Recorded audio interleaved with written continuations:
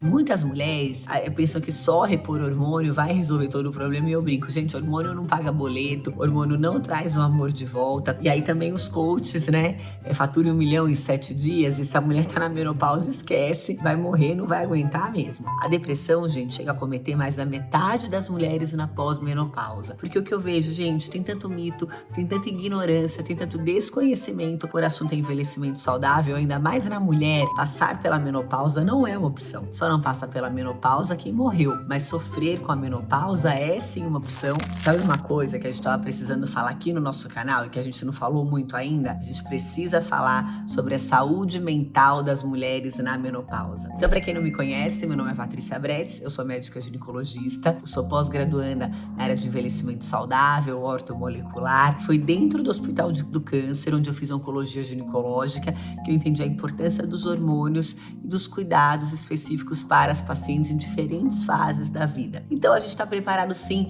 falar sobre o nascimento, sobre o casamento, sobre a vida, mas e o envelhecimento e a menopausa e todos os transtornos que ocorrem nessa fase? Vocês estão preparados para falar sobre isso? Então quem quiser embarcar nessa jornada comigo, se inscreve no nosso canal, ativa o sininho de notificações e acompanha esse videozinho aqui até o final. E não deixa de mandar para aquela sua amiga, porque o que eu vejo, gente, tem tanto mito, tem tanta ignorância, tem tanto desconhecimento quando o assunto é envelhecimento saudável, ainda mais na mulher que é vaidosa, que é mãe, que cuida, mas que muitas vezes não se permite ser cuidada. Então hoje eu tô aqui para falar para vocês sobre um tema que é um calo no sapato de muitas de nós mulheres, que é a menopausa e ainda mais quando se trata dos transtornos mentais. Então o primeiro ponto que eu quero trazer aqui é que a menopausa, ela é um processo fisiológico da vida da mulher. Eu sempre falo isso para vocês. Passar pela menopausa não é uma opção. Só não passa pela menopausa quem morreu, mas sofrer com a menopausa é sim uma opção, porque hoje existem inúmeros tratamentos, tanto hormonais como não hormonais, que podem te auxiliar nessa fase. E quando a gente fala de transtornos mentais específicos para essa fase da mulher, nós temos desde depressão, tá? Eu até levantei aqui alguns dados estatísticos que eu acho que vale a pena compartilhar com vocês. A depressão, gente, chega a cometer mais da metade das mulheres na pós-menopausa. Então é um número bastante prevalente, tá? E ela está atrelada diretamente ao déficit hormonal, à questão de sensação de morte, de término de vida, a uma atitude mais negativa com a vida. Então a postura que você tem mediante a sua menopausa ou o seu envelhecimento também vão blindar o seu cérebro contra muitas doenças psiquiátricas. Outra situação bastante prevalente é a ansiedade. Em torno de 10 a 20% das mulheres têm um transtorno de ansiedade mais grave na pós-menopausa. Mulheres já são ansiosas. Mulheres com alteração hormonal, quem dirá ainda mais. Eu acho que esse número deve estar até subestimado, mas o que a literatura médica fala, em torno de 20% das mulheres podem ter o transtorno de ansiedade. Outro transtorno psiquiátrico muito comum na pós-menopausa é a insônia. Então, mais da metade das mulheres tem insônia na pós-menopausa, também relacionada ao déficit hormonal e a questão desses outros transtornos que vêm junto, ansiedade, a depressão e a questão de todo o mal-estar aí que esse déficit hormonal traz para o nosso corpo. Vocês sabem que até a massa muscular que a pessoa tem também está relacionada a essa questão da insônia? Então, a gente sabe que os transtornos mentais, eles são muito prevalentes nas mulheres nessa fase. E uma outra coisa também que é muito comum é o fog mental, a queda de memória. E eu brinco com as pacientes que se o calorão que a mulher tem na menopausa fosse uma pessoa, ele ia ser casado com a falta de memória. Porque a cada onda de calor que a gente tem uma morte de neurônio por uma queda do oxigênio cerebral, por um hipofluxo cerebral, e ele aumenta então a incidência de demência, que já é prevalente em 10% da população. Então, mulheres que têm os transtornos da menopausa e não são tratados adequadamente, têm um risco ainda maior de desenvolver a demência. Mas voltando aqui para vocês, como a gente pode se blindar para não passar por isso? Muitas mulheres pensam que só repor hormônio vai resolver todo o problema e eu brinco, gente, hormônio não paga boleto, hormônio não traz o amor de volta e geralmente o hormônio, eu brinco que ele é o acabamento de qualquer tratamento para as pacientes que podem usar. Então o hormônio é para quem pode, merece e precisa. Quem não tem contraindicação, quem entende que ele vem junto de um pilar, de um hábito de vida saudável, desde alimentação e coisas que nós vamos abordar aqui mais aprofundadamente, e precisa em relação às ondas de calor, ao ressecamento íntimo. Então não é só estou aqui e não tem nenhuma indicação, mas as que realmente podem usar vão ter ganhos em outras coisas, inclusive no envelhecimento saudável. O que a gente sabe?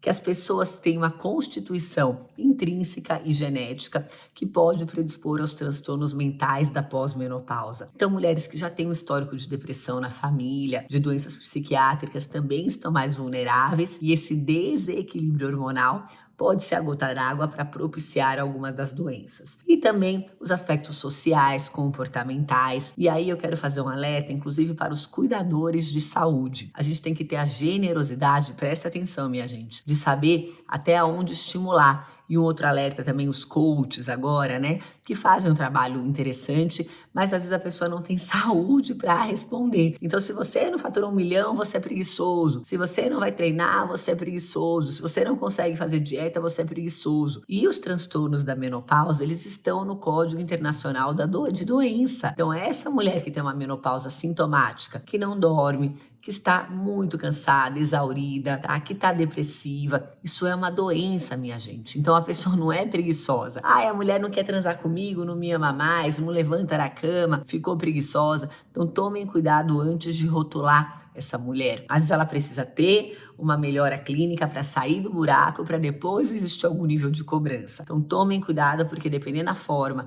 como a família e o próprio cuidador de saúde aborda, ele afunda ainda mais. E aí também os coaches, né? Fature 1 milhão em 7 dias, e se a mulher tá na menopausa, esquece, vai morrer, não vai aguentar mesmo. E uma das dicas interessantes, eu assisti uma vez uma aula de um neurocientista que trouxe uma dica muito interessante. Um dos principais pontos para você manter a sua saúde cognitiva é o convívio social de qualidade. Não adianta, viu, minha gente, naquela reunião de família, querer aquela brigaiada, aquela amiga que você sai pior do que em volta encontrou. Então, assim, tem que ser pessoas que te colocam pra cima, que têm o mesmo ecossistema, que gostam das mesmas coisas. Então, o convívio social de qualidade é uma forma bastante interessante de preservar a sua saúde mental. Outro ponto importante, principalmente agora nessa era de mídias digitais, de perfeição do corpo perfeito, a autoaceitação. Não vão se comparar com a menina de 20 anos. Eu lembro que eu tinha uma paciente que ela chorava porque ela queria ter o corpo da Kelly Key. Eu falava, meu amor, mas vai se comparar com as mães na porta da escola, que tem a mesma faixa etária, o mesmo nível socioeconômico, que tem acesso às mesmas coisas que você. Entendam que você é uma mulher 40, 50 a mais, 60 a mais, e que você tem a sua história. Suporte emocional, como eu falei, do convívio social de qualidade.